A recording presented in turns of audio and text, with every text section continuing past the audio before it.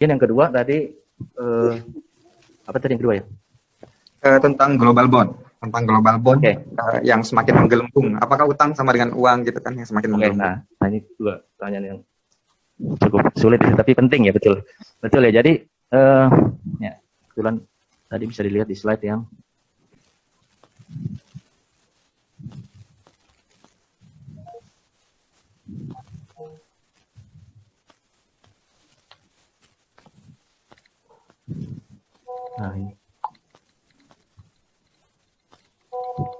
Nah kalau kita lihat nih slide-nya masih kelihatan ya?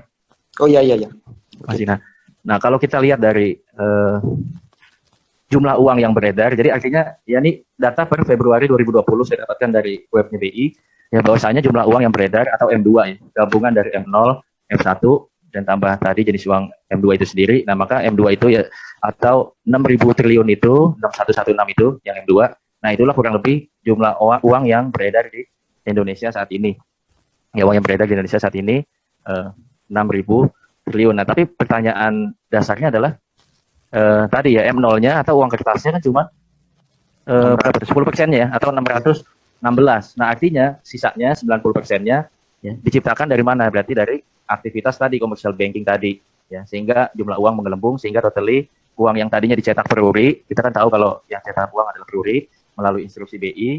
Nah itu uang yang dicetak oleh per uri atau uang kartal itu adanya 616, tapi karena ada aktivitas commercial banking maka totally jumlah uang menjadi 6.000 triliun.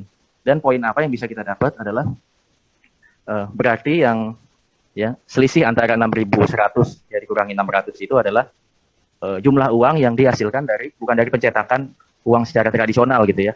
Nah tapi ini adalah pencetakan uang dari sistem ya atau dari utang gitu. Jadi bisa dibilang yang 6.000 triliun tadi, nah itu dari mana? Itu dari aktivitas utang gitu ya. Dan ini hanya utang pokok. Nah jadi tadi kalau kaitannya dengan utang sampai kiamat lunas apa enggak ya? Ini pertama saya jawab Allahu alam ya. Itu nggak tahu yang merupakan perkara goib.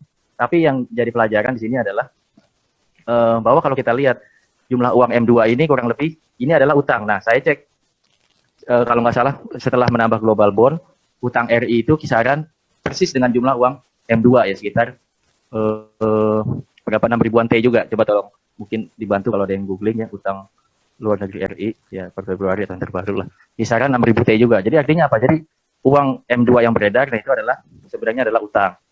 Dan masalahnya sekarang utang itu akan lunas nggak gitu ya? Nah kalau secara mikro bisa aja lunas ya. Jadi kalau kita punya utang KPR, kita punya utang usaha untuk modal kerja, ya itu sangat mungkin lunas kan gitu ya, benar ya? Iya benar. Nah tapi kalau secara makro ya hakikatnya utang sangat sulit untuk dilunasi. Karena kenapa? Karena yang M2 ini ya kalau kita sudah sepakat bahwasanya M2 ini adalah utang yang 6.000 T ini. Nah, maka kita tahu bahwasanya utang adalah pokok plus bunga ya. Utang adalah pokok plus bunga. Nah, uang yang di M2 ini adalah uang-uang yang berasal dari utang pokok. Ya, utang pokok sehingga untuk bunganya ini belum tercover dari uang-uang yang ada. Ya, jadi untuk bayar bunga, nah secara makronya, nah uangnya belum disiapin secara digit komputernya gitu lah ya. Nah, gimana untuk bayar bunganya? Yang ada cara lain untuk nambah utang baru lagi agar jumlah uang yang beredar tambah lagi gitu. Jadi hakikatnya akan lunas kalau secara ekonomi makronya hanya utang pokok ya.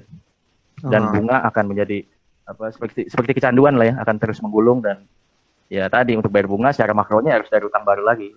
Makanya ya sistem merinding saya nih Pak Eko. Ya. Ya mungkin itu ya. Kurang lebih itulah. A number of years ago, the Central Bank of the United States, the Federal Reserve, produced a document entitled Modern Money Mechanics. This publication detailed the institutionalized practice of money creation as utilized by the Federal Reserve and the web of global commercial banks it supports. On the opening page, the document states its objective. The purpose of this booklet is to describe the basic process of money creation in a fractional reserve banking system. It then proceeds to describe this fractional reserve process through various banking terminology, a translation of which goes something like this. The United States government decides it needs some money, so it calls up the Federal Reserve and requests, say, $10 billion. The Fed replies saying, sure, we'll buy $10 billion in government bonds from you. So the government takes some pieces of paper, paints some official-looking designs on them, and calls them treasury bonds. Then it puts a value on these bonds to the sum of $10 billion and sends them over to the Fed.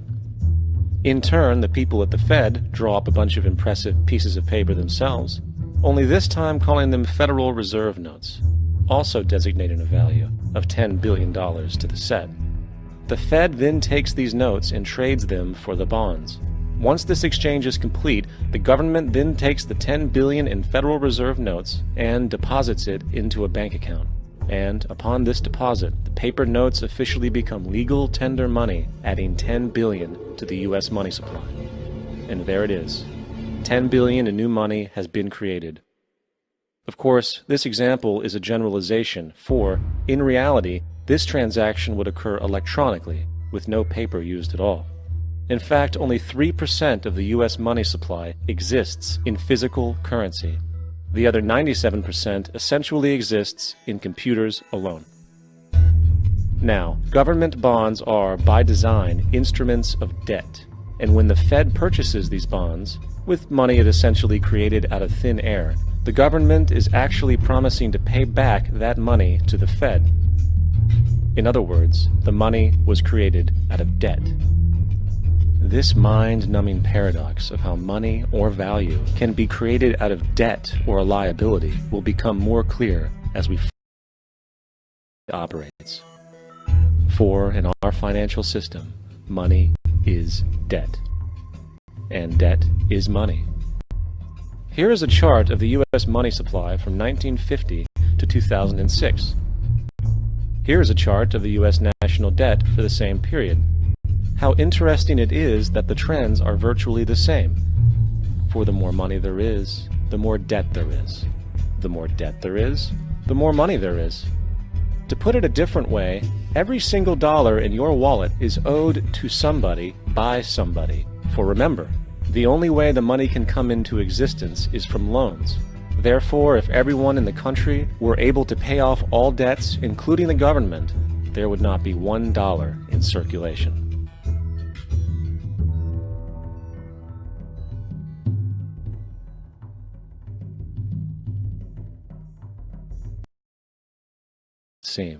There is still one thing we have omitted from this equation.